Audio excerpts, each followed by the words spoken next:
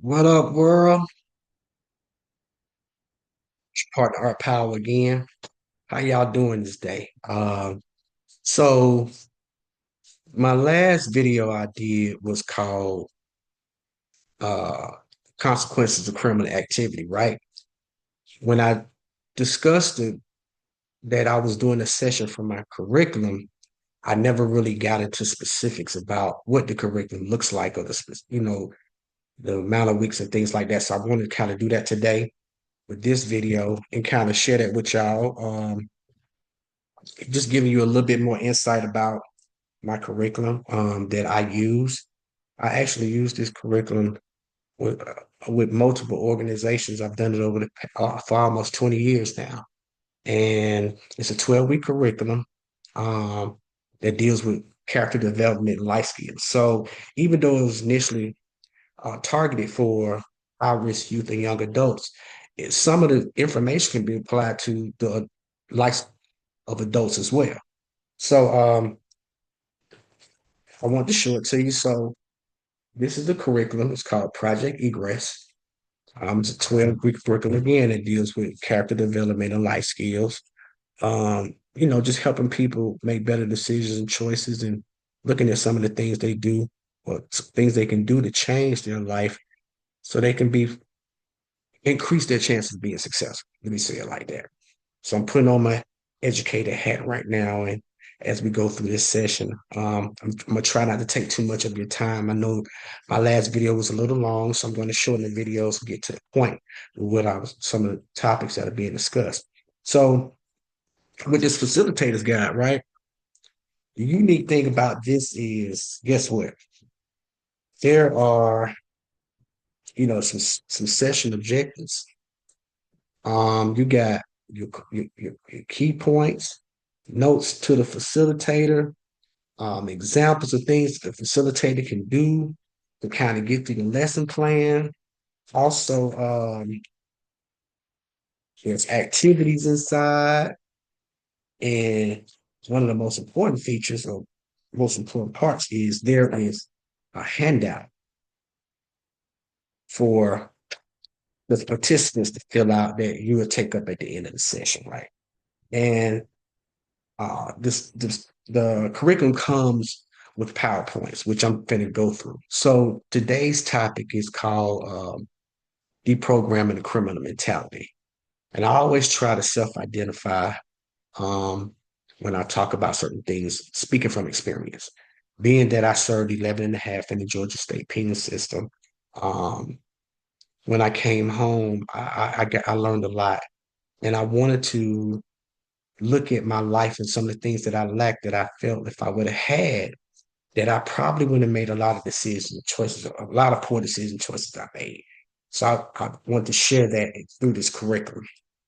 Um, I joined the gang at the age of 15, was in and out of YDCs, the county jail until I finally did my bid. And so, being incarcerated, I just kind of looked at what was going to be the most instrumental thing or some of the most instrumental things I needed when I came home so that I could be successful for one, and number two, not be reincarcerated, not go back to prison. And so when I looked at it, the main thing was I had to change my mindset, how I looked at things in life. I had to get out of this neighborhood or this mindset of being set to a certain setting or environment and look at things from a worldly perspective. Look at things I lacked as a young man and a man. Look at the things I could improve in my life to be better, and look at the things I needed to be successful, to increase my chances of being successful. So that's what made me create this curriculum, to be able to translate this information to other people to increase their chances of, for one, not being incarcerated. And if they did get incarcerated and came home, how they could turn their lives around, right? So that was my focus when I created this curriculum. So again, the name of this subject, which is in the curriculum, is week 2. Uh, today's session is called Deprogramming the Criminal Mentality. So we're gonna get into that. So what I'm gonna do is I'm gonna share my screen. Like I said, I'm gonna be mindful of y'all time. And I'm not going to drag this out. I'm gonna get to the point from the slides in here so that we can you know,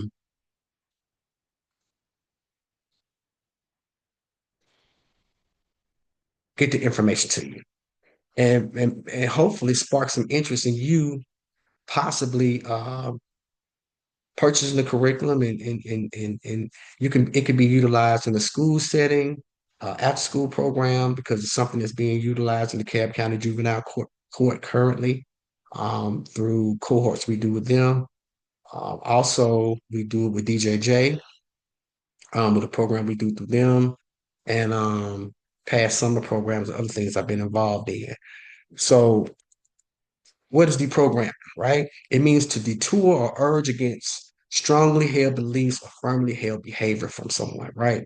So when you look at that, like uh, being that I was from the streets and I was involved in gangs, I had a set mindset or I had been trained or conditioned to think a certain kind of way. I needed to survive in my environment, also what I need to do in my day-to-day life to from my perspective of being involved in crime, what my perception of being successful was being involved in crime. So that was the main thing. I had to change that how I looked at everything. So when we talk about the steps, what are the steps to deprogram? First, you got to have an open mind to deprogram, meaning you got to change the way you think.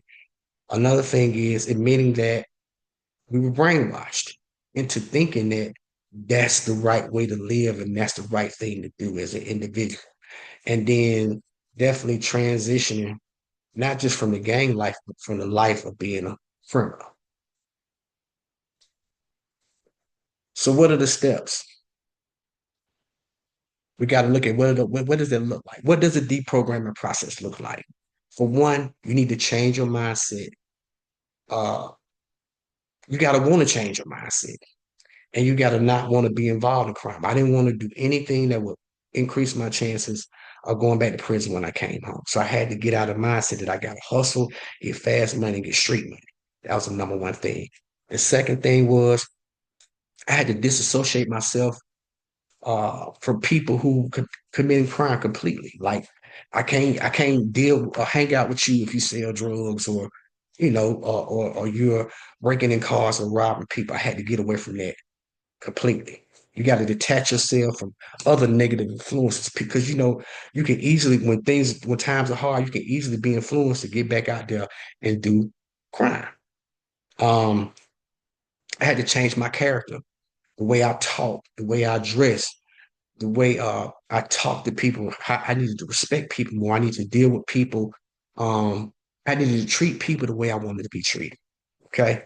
And then I had to set goals. Like, where did I want to be in a year, where I want to be in 3 years, where I want to be in 5 years, and not just have something in my mind, but also put it on paper, something that's tangible that I can look at and go and kind of document my progress. Lastly, I had to have reinforcement, meaning from my family, from my friends, from my mentors, and I needed a support system, a good support system that would encourage me not to do anything that would put myself in a position to go back to prison, right? So that was it. That was another thing. Okay, so we talk about I mentioned being brainwashed. Brainwash means persuasion to certain influences, manipulation to adopt radical different beliefs from society norms. So being from the streets, you're conditioned to think that you gotta hustle. You gotta do it's certain things you gotta do to be recognized. I mean to achieve street credibility, for people to recognize you and respect you or treat you a certain kind of way, right?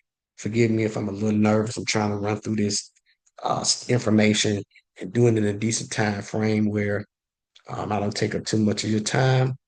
So again, realize you've been brainwashed. How do you know you've been brainwashed? You got to look at everything that influences you to be a disastrous, damaging effect on yourself, your best interest, and to not consider the consequence of committing crime. A lot of times when people commit crime, they don't think they're gonna get caught. You think we slick. We get away with it once or twice, but okay, I got this down. And you actually think that you can keep getting away with doing what you do because think about it. If people thought they were going to get caught for committing crime, they wouldn't commit crime.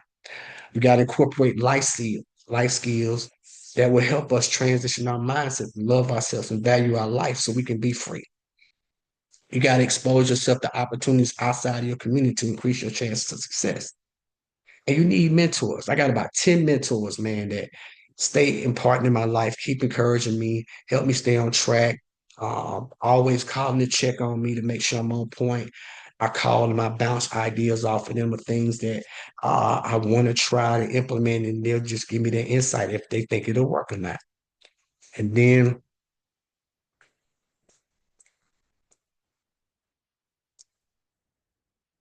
cats, change your attitudes towards society, which is what I had to do when I'm saying you got to deprogram your mindset.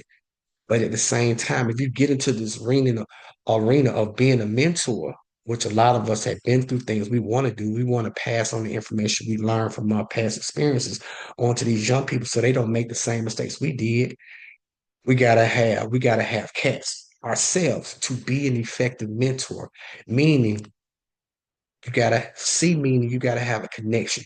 You gotta have the energy and the vibe to be able to connect with these young people that you're trying to impart in their life and be their mentor.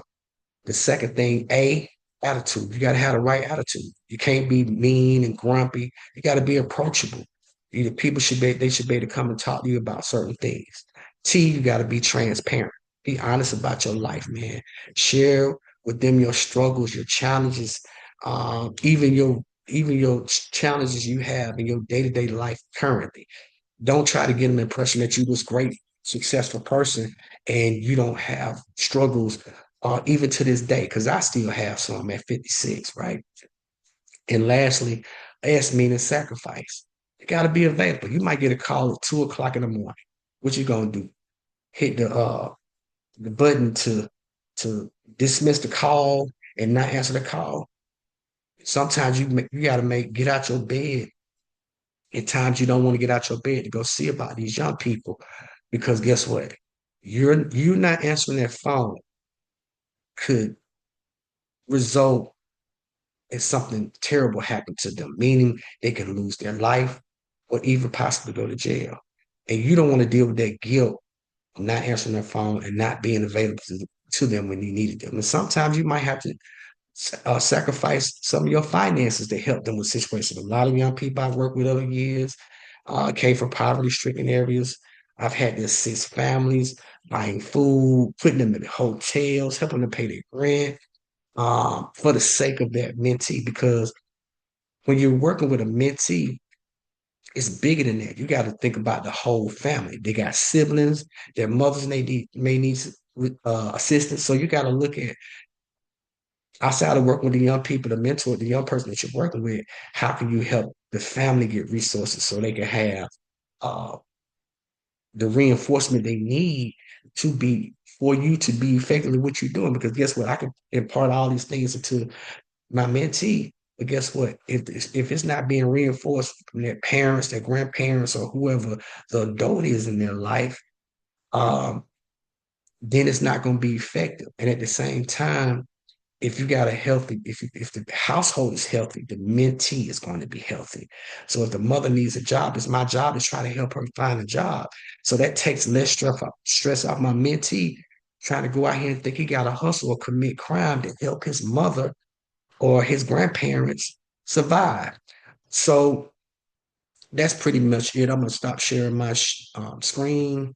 Just wanted to kind of share with some of the things that come with that particular lesson plan when we're engaged with a group of young people, getting them to understand like these are things that they need to change in their life so they can be successful and not become a statistic, whether that's being killed in the streets or actually becoming incarcerated. And so I can speak on that from my life experiences, being called what you call a career criminal for so many years until I was released from prison. And I've been doing this work, March will be 20 years. So I'm very, um, very, very passionate about this work. And I want to change the narrative of our young people losing their lives in the street. So I'm gonna end with that. I thank y'all for um, listening to me today. I want you to subscribe to my YouTube channel, Art Power Credible Messenger. I have a lot of video footage from different things I've done over the years at the same time.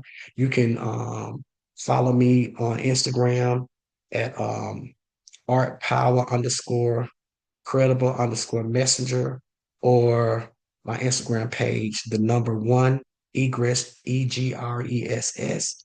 I'm also on Facebook under Arthur Art Powell. So thank y'all for your time. I pray I gave you share something with you that can kind of get your mind looking at things differently, and also how this curriculum can be utilized to help save the lives of our young people. Enjoy the rest of your day. I love y'all. Peace.